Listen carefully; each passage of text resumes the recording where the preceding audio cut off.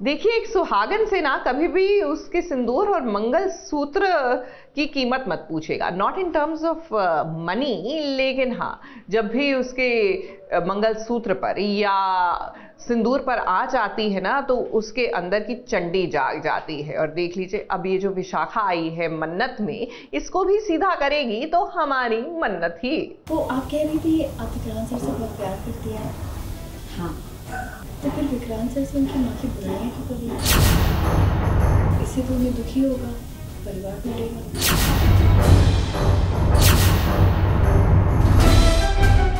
मैं आपको फिर से कह रहा हूँ, आपका यहाँ होना सही नहीं है। आपके यहाँ होने से ये ना हो कि सब कुछ बर्बाद हो जाए और आप अमन से हाथ धो। मैंने सुना मन्नत ने क्या, आप समझ नहीं है मेरी बात। जो इंसान गरीबी के साए में पल रहा हो, वो अगर अचानक से इस झोपड़ी से उठकर महल में आ जाए तो अक्सर चकाचौंध की दुनिया में गुम हो जाता है। उसके पैर जमीन पर नहीं बल्कि सातवें आसमान पर होते हैं। अब देखिए, धैर्य और विक्रांत की माँ विशाखा के तेवर बदले बदले से नजर आ रहे हैं और यहाँ मन्नत को विशाखा पर शक भी होने लगा है कि वो सालों तक बेचारी गरीबी में ही जी है और बहुत सारे सेक्रीफाइसेस किए हैं विशाखा ने अपने बच्चों के लिए, अपने परिवार के लिए। और सडनली बोलता है ना कि जब आपको सामने कोई लड्डू मिल जाता है तो आप कंट्रोल नहीं कर पाते, आप ज़्यादा एक्साइटेड हो जाते हैं। तो विशाखा के साथ एग्जैक्टली ये चीज़ हो रही है। तो अमन मिल गया है, वो अमन को देख के बहुत ही ज़्यादा खुश है। और अभी जो ये कपड़े आप देख रहे हैं, तो ये ऐसे कपड़े विशाखा ने कभी पहने नहीं है, तो वो बहुत ही खुश है कि चलो, मतलब विशाखा एक्चुअली में अपनी ज़िंदगी अभी जी रही है।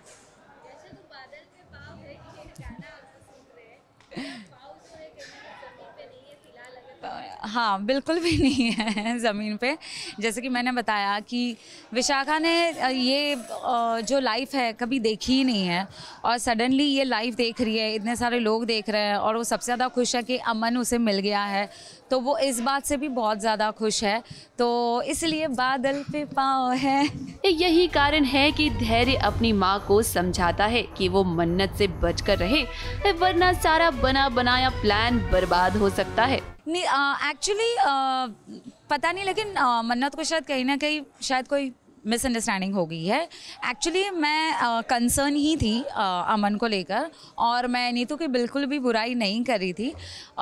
वो क्या होता है ना कि जब एक माँ अपने बच्चे से सालों तक दूर रहती है तो उसे लगता है भाई मेरा बच्चा, वो मुझे ज़्यादा इम्पोर्टेंस दे। तो हालांकि ये बात हो सकती है कि विशाखा ज़्यादा एक्साइटेड है कि अब इतने सालों बाद तेरी असली माँ आ गई है, तो मैं थोड़ी सी इम्पोर्टेंस चाहती हूँ। मे बी उस वे में शायद होगा, लेकिन वो नीतू की बुराई नहीं करे। तो मन्नत को मिसअंडरस्टैंडिंग होगी कि मैं नीतू की बुराई कर रही थी। विक्रांत सर उनके बेटे नहीं बल्कि उनके बेटे जैसे हैं। वहीं ये भी बताया है कि विक्रांत सर और नीतू के बीच हमेशा से वो ढाल बनकर खड़ी रहेंगी। अब बस हम ये सोच रहे हैं कि विशाखा को ये बात समझ आएगी या नहीं, क्योंकि मोहतरमा को तो अमीर बनने का बुखार चढ़ा हुआ है और ये बात धैर्य अच्छे से समझ रहा है। धैर्य तो एक तो पहली बात तो वो डाइजेस्ट ही नहीं कर सकता कि ये मेरी माँ ने क्या कपड़े पहने हैं, ये क्या गेटअप ले लिया है। वो बिल्कुल भी इस चीज़ को नहीं डाइजेस्ट कर पा रहा है और वो बहुत ही शौक में है और वो बहुत ही ज़्यादा चिंतित है, क्योंकि वो मुझे बोलता था कि माँ आप चिंता मत करो, मैं अमन को घर वापस लेके आऊँगा, मैं वापस लेके आऊँगा। लेकिन फिर भी विशाखा, जैसे कि मैंने कहा, बात करें अगर मन्नत की, तो मन्नत को कहीं ना कहीं विशाखा पर शक तो है, इसीलिए तो वो उसके पीछे पीछे है। पर अब देखते हैं कि कहानी किस तरफ मोड़ लेती है। आने वाले ट्रैक की हर एक अपडेट हम आपको जरूर देंगे। मुंबई से प्रिया धवड़े के साथ एबीपी न्यूज रिपोर्ट।